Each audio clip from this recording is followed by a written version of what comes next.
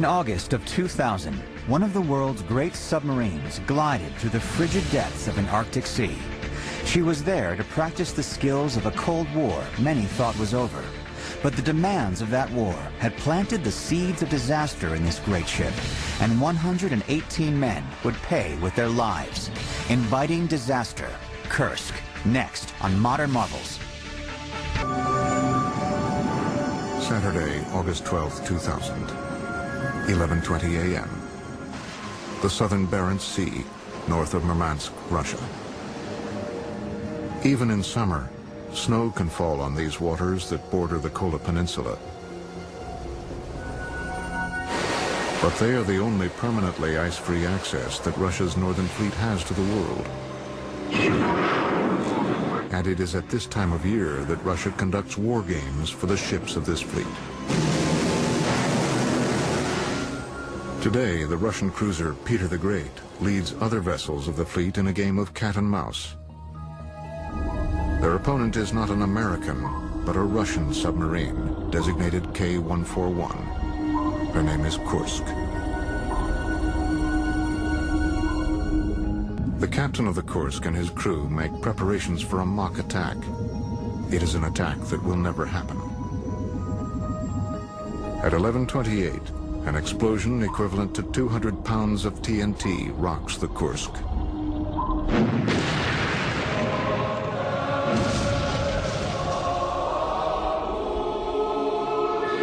"65 miles away from Kursk, the American submarine Memphis lies eavesdropping on the Russian exercise.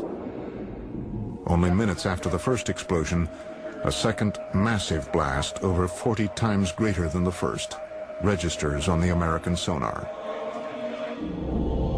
We will never know for certain the cause of the explosions. What is known is that the enormous force of the second blast sends the Kursk and her crew to the bottom of the Barents Sea.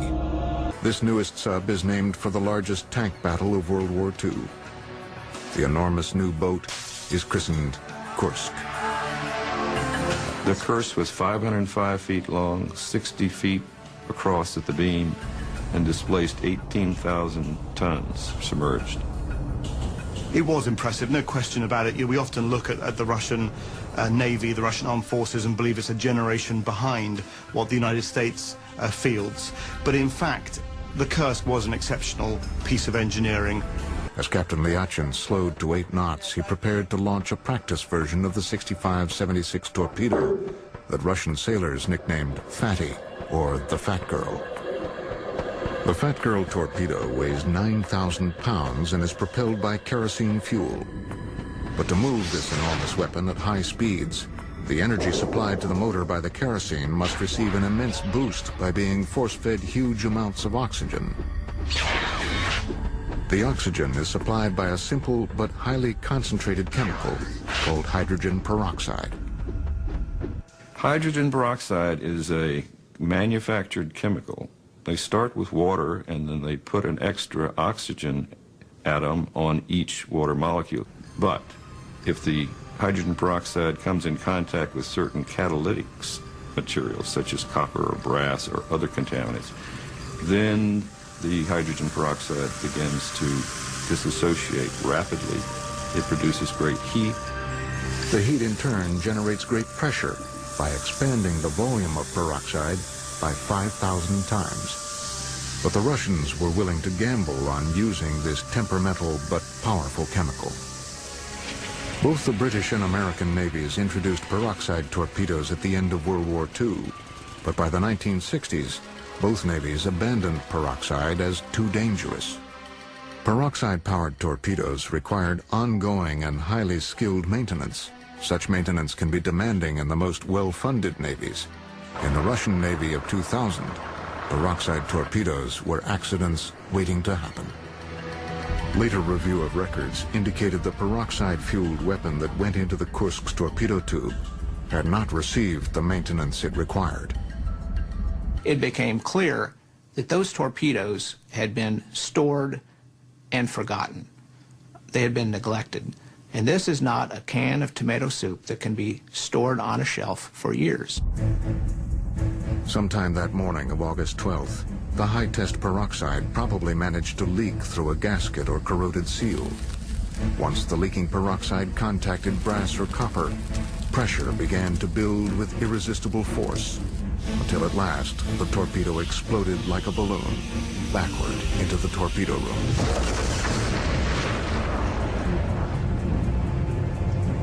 The massive fireball raced through the first compartments, killing all in its path, probably including Captain Liachin. Within seconds, temperatures in the torpedo room soared to 5,000 degrees, until at least 4 torpedo warheads exploded. With a force of 5 tons of TNT, the blast obliterated the front of the Kursk. Slowly, the great ship headed down by the bow until she settled onto the bottom, 350 feet below the surface. The shockwave had moved back through the sub, battering down bulkheads and instantly killing all it hit. No one on the surface is taking any action to come to their aid. On board his flagship Peter the Great, the commander of the Northern Fleet, Admiral Vyacheslav Popov, is aware Kursk is overdue to check in. Now he's told 2 explosions have been picked up by sonar.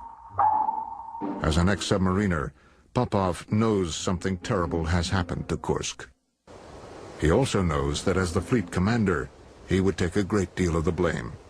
In the tradition of the Russian military, his immediate reaction on this day is to do nothing. After a few minutes, dive supervisors above pass the word. It is time to send a signal to anyone who might still be alive inside the Kursk. Scott will tap a prearranged code on the side of the hull.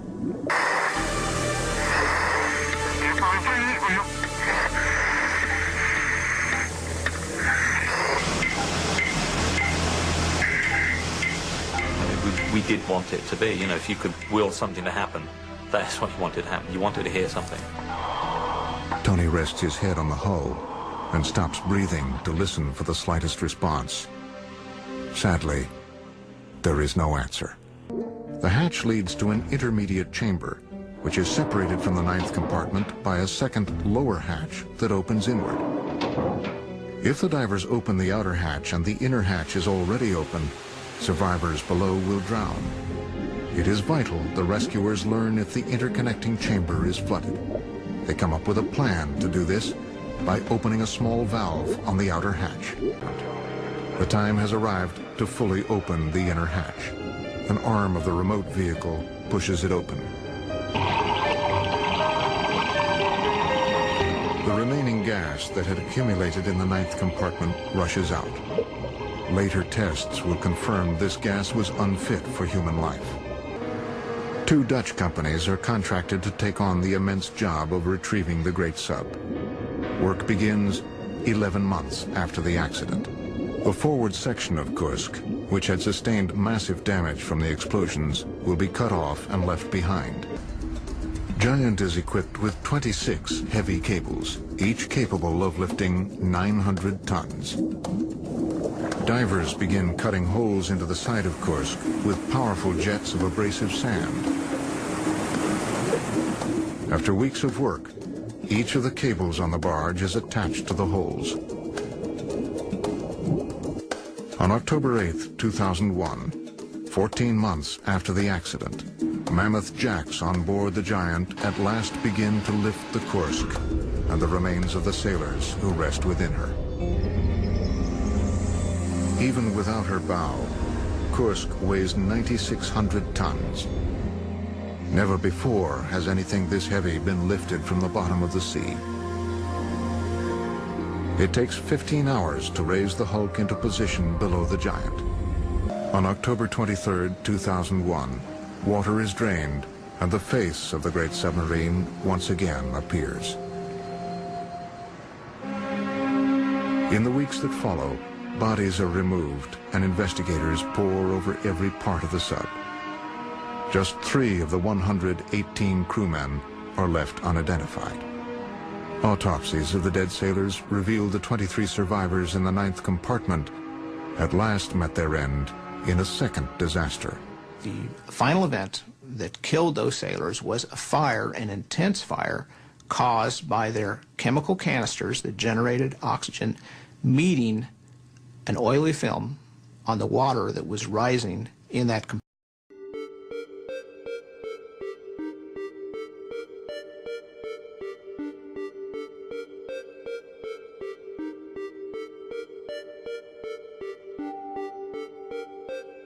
30 years ago, this city was shaken, a hometown tragedy. And if you didn't live through it, you heard about it pretty quickly. Tonight, in the first of three-part series, we take you back. The Hyatt Regency Skywalk disaster. It was 1981 in Kansas City. A tragedy like none this city had ever seen. A Friday night tea dance, hundreds of dancers at the crowded Hyatt Regency Hotel, all in the lobby and up above on the hotel's 3 elevated walkways.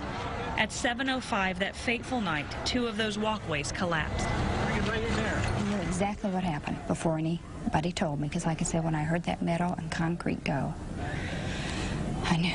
Emergency workers, doctors, and regular people searched the rubble. Men, women, and children trapped under tons of debris, some of them alive. My dad was yelling, "Help, you've got children." And they must have heard him because it wasn't a really long time. Workers cut open what this young man describes as a rectangle in the debris. And then he pulled my dad out first, then my little sister, and then he pulled out me by my legs because I couldn't move my arm. A broken collarbone, fractured rib, bruised ankle and lower back. He and his family survived. Those at the Hyatt that night and nearby helped or gathered to watch and pray. The news reports picked up in the morning. As Kansas City went to sleep last night, it was shocked by the city's worst tragedy in its history. As it awakened this morning, it was shocked again. More than 100 people had died here. Good evening. What was yesterday a modern miracle of architecture is today the rubble in the lobby of Kansas City's Hyatt Regency Hotel. First, let me start out by saying that this is a briefing of the City Council. The mayor at the time, Richard Berkeley, asked for a moment of silence while news cameras panned the room. The police chief explained 96 of the victims had been identified. 12 women remained unknown. They were separated from their purses, and we're having to identify them through photographs, fingerprints, and next of kin. Investigations ensued, more than 5 within days. Ultimately, it was determined the walkways should never have been built in the first place. Steel rods, each about the width of a $50, and bolts held both walkways, a design later found to be fatally flawed. The rods and bolts simply not enough to bear the weight of the walkways, let alone the people on them. Hallmark owned the Hyatt Regency and paid out an estimated $140 million in settlements. Several engineers lost their licenses because of the structural flaw. One woman talked to the media after narrowly escaping disaster. She just stepped off the skywalk when it collapsed. The people on either side of her went down. We found her living right here in the Kansas City area, and tomorrow night she talks publicly and only to us for the first time since the tragedy. What I remember is the loud noise of cement falling and breaking. Then a lot of screaming and hollering and moaning and groaning. And then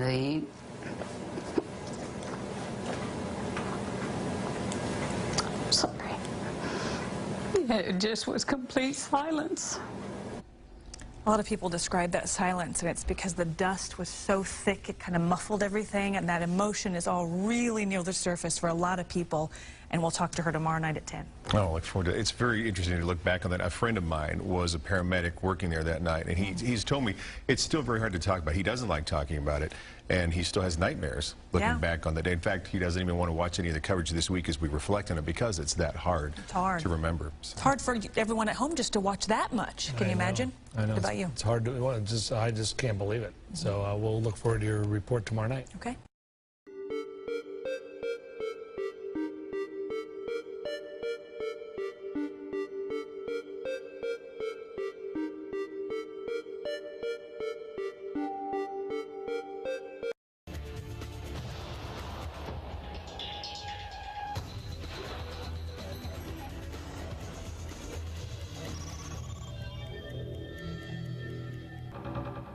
A quiet shopping district is ripped apart by a massive explosion. It was terrible. 33 people are killed. Dozens more are injured. At the Humberto Vidal building, a 6-story structure of offices and shops, Workers at a shoe store complain of a strange smell. People were trying to go down into the basement to get shoes to restock the shelves up at the store. Couldn't even get down there. The smell was so bad they'd get asphyxiated. The San Juan Gas Company sends a technician to check the basement, but the test is negative. November 21st, 8:45 a.m. Employees are coming to work for the day, when suddenly, without warning, the building explodes. In an instant, a building full of workers is turned into a disaster zone. The blast has ripped a 50-foot hole in the building. The lower floors are collapsed into the basement, one floor pancaked onto the other. With the cloud of dust and the smell of destruction in the air, one burning question was on everyone's mind.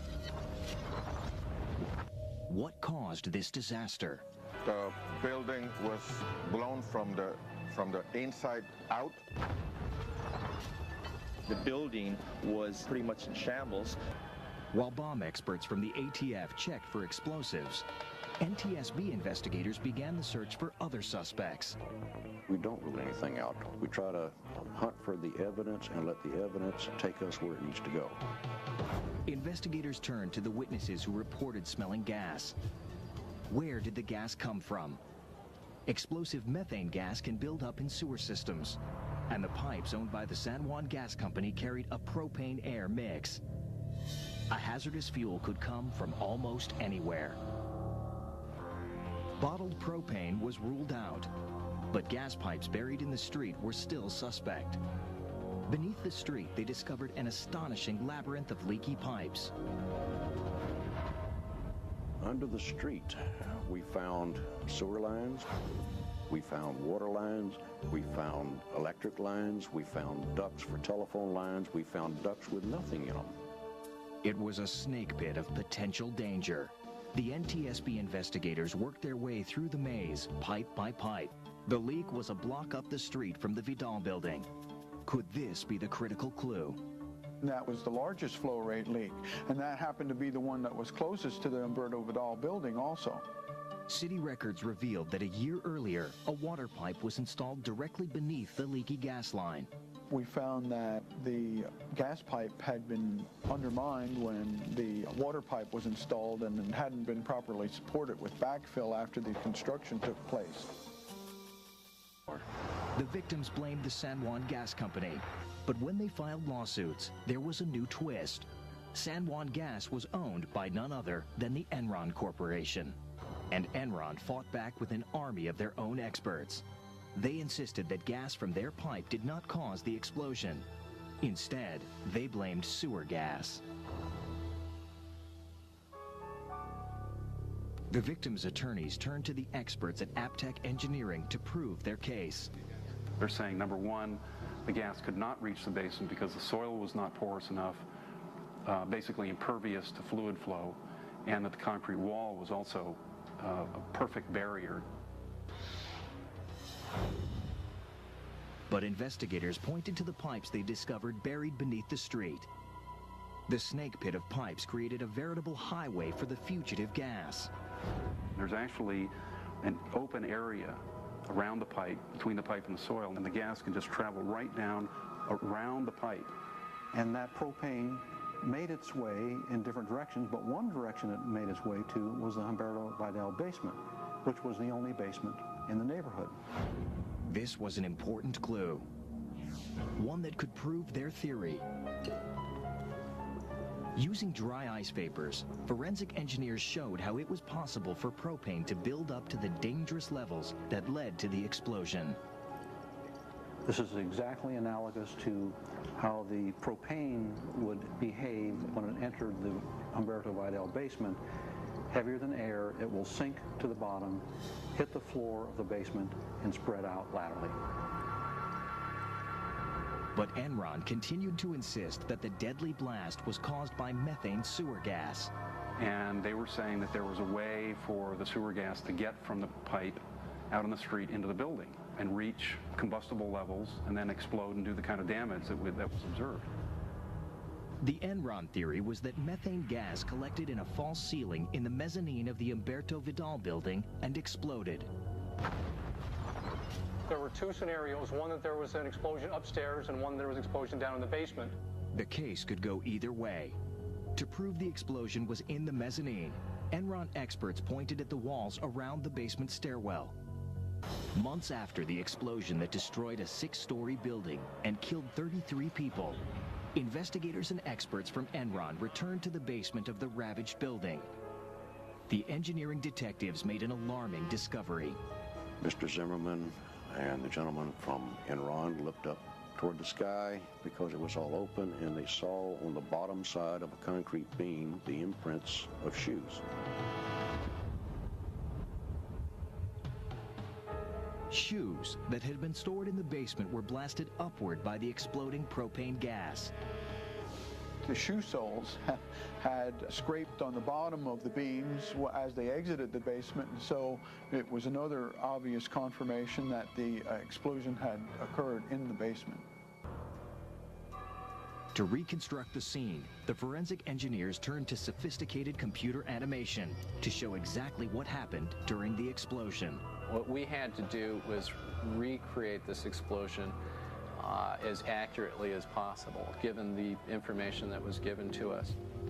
So we know that the final position of the truck was upside down on the other side of De Diego Street. So the building was not something we just made up. It was actually created from hard data, everything we could get our hands on. To accurately recreate the power of the blast, they searched through thousands of photographs, carefully matching debris back to where it came off the building. As an example, what we have here is the roll-up door on the side of the building. It flies out and lands on top of a car. And we did this many times, dealing with many different parts of this building. And the final result, of course, is this overall explosion. A clearer picture of the disastrous propane explosion began to emerge. First, a plastic pipe was damaged. That was caused by the water company having dug up the street to install a water pipe, and they put the water pipe under the propane pipe, and they didn't backfill it properly. Over time, the pipe bent and cracked, leaking a cubic foot of propane per minute. With that pipe, there was no doubt there was more than sufficient fuel. The gas then flowed along pipes under the street. From there, it was able to seep into the basement itself through cracks and through other piping and so forth that left that particular area. Finally, enough of that had filled the area until it reached a point where it could have ignition, and then it was set off. Obviously, it was just an accident waiting to happen, and we had the explosion.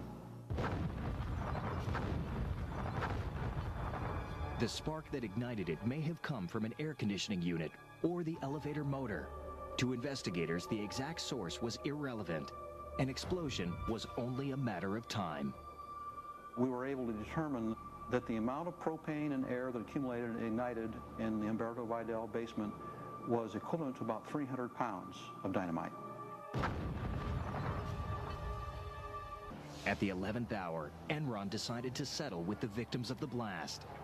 I believe in my heart that they knew right from the start that they were responsible for this accident. But it took them years, literally, to fess up. It took hundreds of investigators countless hours to solve the mystery. This was one of the hardest investigations that I've ever been on. Thanks to their dedication, following recommendations made by the NTSB, the poorly maintained pipeline system was shut down. Given the way the system was operated, I think one of the good things is most of the gas system on the island was abandoned. It was not being operated safely, so I think the people of Puerto Rico are far better protected by the smaller gas system that's operated there.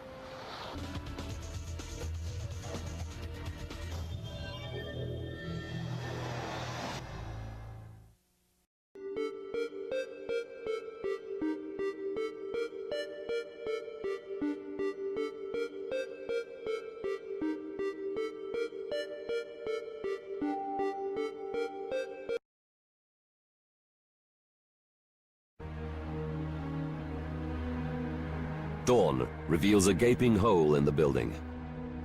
The crash destroys 31 apartments on 11 floors. The official death toll is 43, including Captain Fuchs and his crew.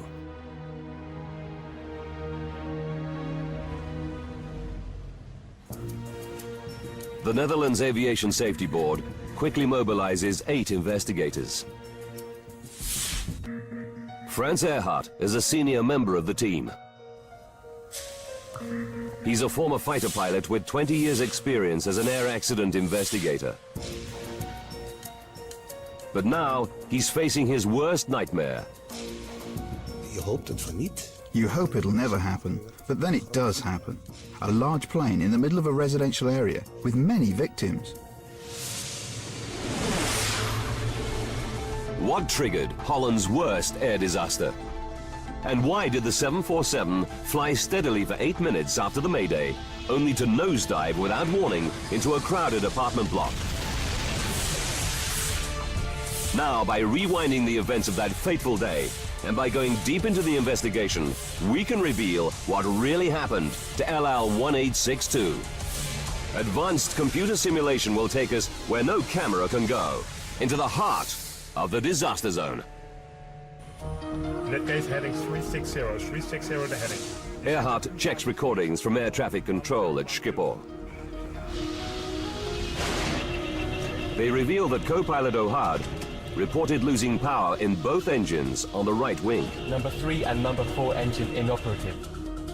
Investigators know that 2 engines failing at the same time is almost unheard of.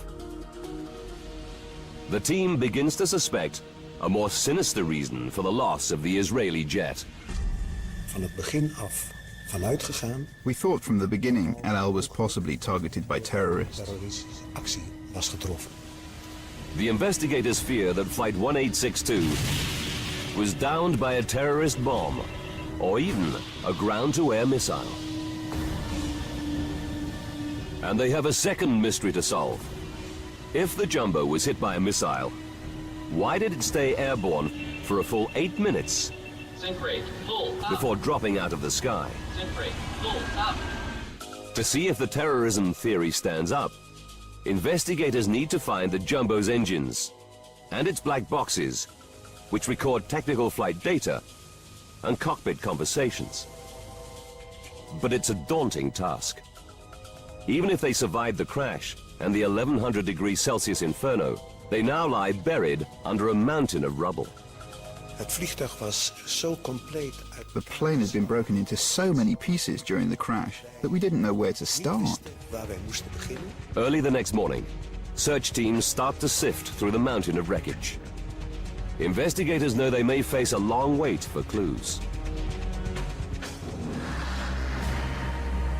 Then, an unexpected development. An off-duty policeman reveals that he saw Flight 1862 as it climbed through Amsterdam's airspace. What he tells the investigators gives them an electrifying new lead.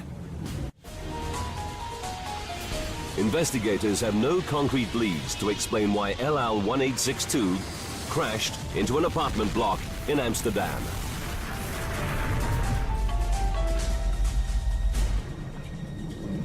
Then, Jan Kaspers, a detective with the Amsterdam police, tells them an extraordinary story. On the evening of the disaster, he and an old friend were enjoying a yacht trip on Gooimeer Lake, 10 kilometers east of Amsterdam. Their boat was moored right beneath LL-1862's flight path from Schiphol Airport. At 6:27 p.m., they're preparing dinner. Suddenly, they hear a loud bang. What was that? Was explosion. Kaspers rushes onto the deck. In the sky, he sees a 747. Beneath it, 2 objects are falling away. At first I thought they were parachutes. And just as they were above the treetops, I realized that they might be airplane engines. It's a startling revelation.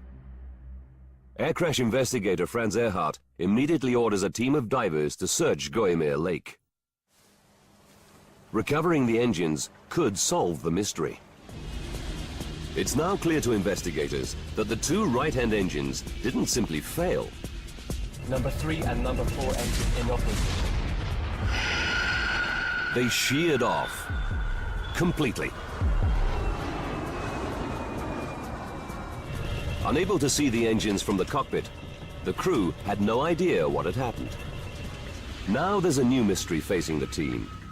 What could rip 2 5-ton engines off a 747 simultaneously?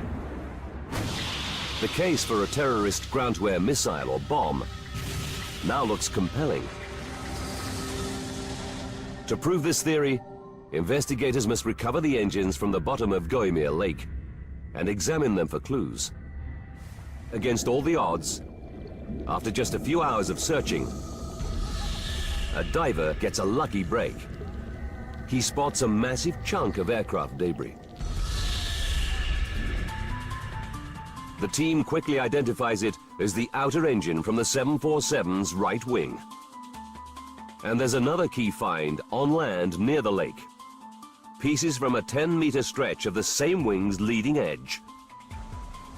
It's the team's first chance to find out why the engines fell off. They rush the wreckage to their labs. Scientists swab the engine and the chunks of wing for traces of the chemicals used in explosives. They examine the metal surfaces for the telltale micro-pitting caused by blast fragments. It takes 2 days. The analysis draws a complete blank. Investigators can find no evidence of an explosion, nor any other clue to why the engine broke away. It's a dead end.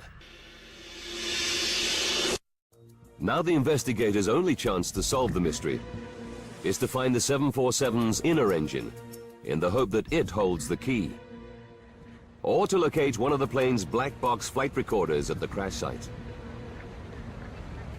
The Dutch Navy joins the search for the inner engine.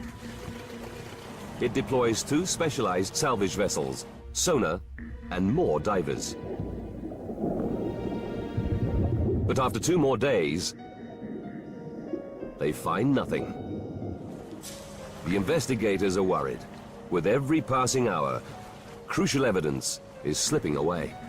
The water would start corroding the parts, and because of that, we were keen to find it as soon as possible. The news is equally bleak at the crash site. Search teams can find no trace of either of the 747's critical black boxes. To make things worse, there's another setback. Within 24 hours of the crash, the mayor of Amsterdam ordered diggers and bulldozers to clear the site. He's under huge public pressure to recover bodies as quickly as possible. Earhart and his team are powerless. Their only option is to follow the debris to its new home, an Amsterdam garbage dump. It seems a hopeless task. Then, after 3 days, Earhart is in his Amsterdam office when he gets a call. It's good news. One of his team has found the 747's flight data recorder. We were very happy. At last we could take a step forward in our investigation. This black box records all the aircraft's critical technical data. It could prove the breakthrough they so desperately need. But when they open it, it's a terrible letdown. The tape inside is broken in 4 places. And data from the plane's critical final 2.5 minutes is indecipherable. They send the recorder to specialists in Washington, D.C. and the USA. It's a long shot, but it's their only hope. 11 days after the crash, the investigation team is at rock bottom. But just as investigators are beginning to despair, they hit the jackpot. A diver finds the inner engine, half buried by mud. It's still attached to the mounting that fixed it to the wing.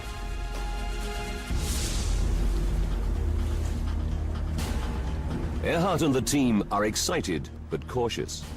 What if this engine proves as unenlightening as the first? It's battered and dented, but they can see no obvious evidence that it was hit by a missile.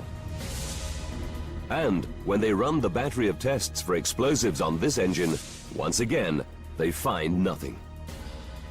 Investigators reach a turning point. They rule out a terrorist attack as the cause of the disaster. In fact, they can find nothing wrong with the engine itself. But when they examine its cowling, the outer casing, they quickly spot something odd. A dent, and on it, smears of black paint. Where did it come from? They send the paint for analysis.